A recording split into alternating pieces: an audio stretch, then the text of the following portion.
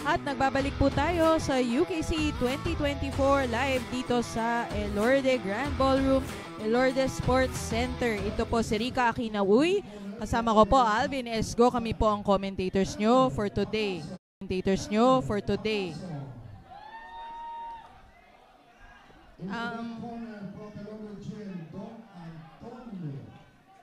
Saluta. Ang maglalaban ngayon, partner, is Florence Saluta from Elorde Don Antonio at Elmer Bakason ng Elorde Bulacan. Itong si Saluta yung nasa red corner, si Bakason yung taga Bulacan. Talagang all over the country na yung Elorde mga gym, no? Maabot na sa Bulacan, Don Antonio. Nako, bigayan itong dalawang to.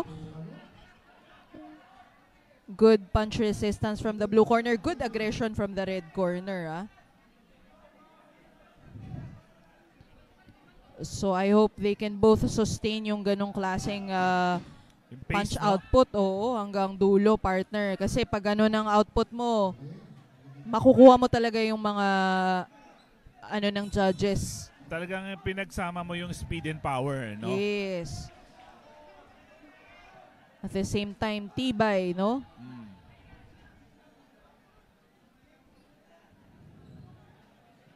Imagine we will be having roughly around 150 fights, amateur fights.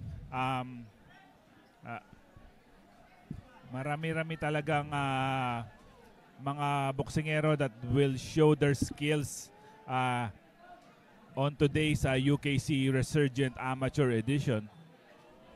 At nasa beginners pa lang tayo, partner. Yeah. Wala pa tayo sa advanced category. Kasi yung advance is, should I say, isa sa mga categorized, medyo well-defined na yung nila, yung capabilities. Wherein ang tinatanong ko ba, ang advanced ba tsaka beginners, hindi yan binibase sa age, no? Hindi. It's more sa skills, no? I think yung nila is more sa dami ng laban. Sinasala yan, no? Sinasala. Parang kasi ang mga matchmakers natin, yun yung nakikita nila kung nakailang laban ka na, naka ilang panalo or ilang talo. So I think yung mga nasa advance, yun yung mga marami ng naging laban. Siyempre, para naman medyo ang pagmamatchake mo maganda naman. Para rin magkaroon ng improvement din ng boksingero. Siyempre kung ilalaban mo yung boksingero sa baguhan din o mas konting record, parang wala ka rin wala ka magigain. Tama. So hindi enough na pareho silang timbang. Dapat medyo dikit din yung skills nila, di ba? Here we go back to the fight. Ito na, Florence Saluta in the red corner and Elmer Bakason sa blue corner.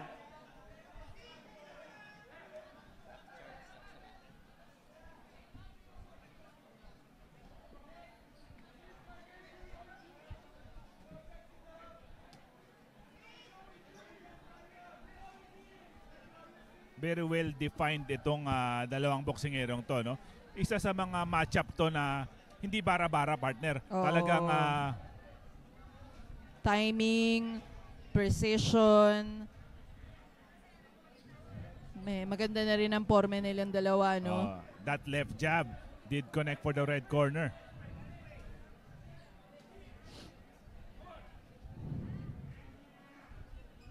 Tsaka inuulit ko yung suot na t-shirt ng mga referee.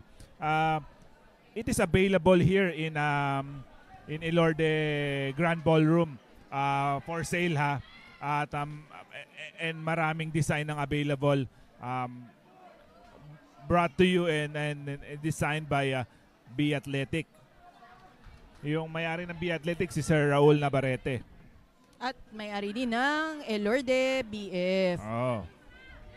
Some solid punches landed for the red corner.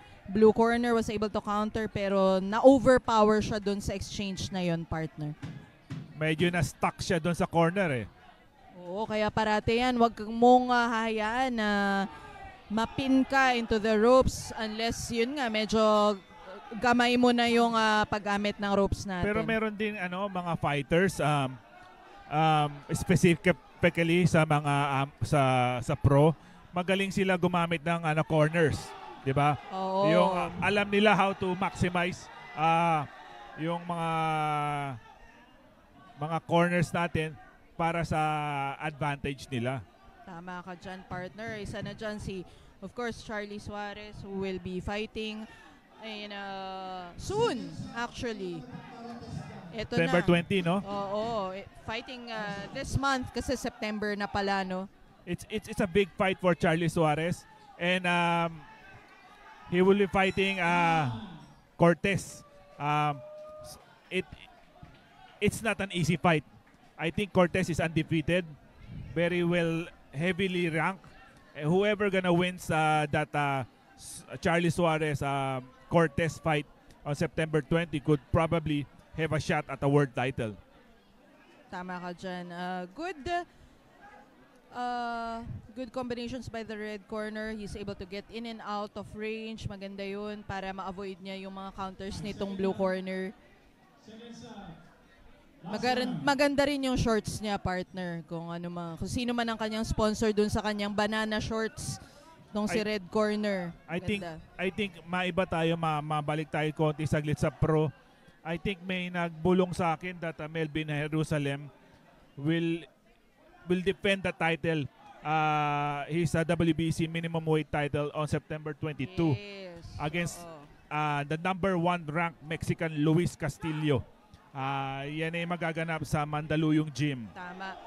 Malapit-lapit sa atin. So our referee has waived the fight already in favor of the red corner. So ang ating winner is Florence Saluta from Elorde, Don Antonio. Yes. Congratulations to Florence.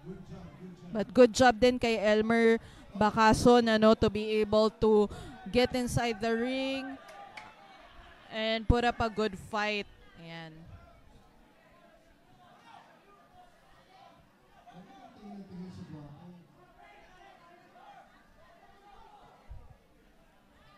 Alright, ladies and gentlemen, we have a referee starts the contest and the winner in the red corner, Florence Saluta. Congratulations, Florence Saluta from Elorde Boxing Gym in Don Antonio. Coming up, De Los Santos, Oliver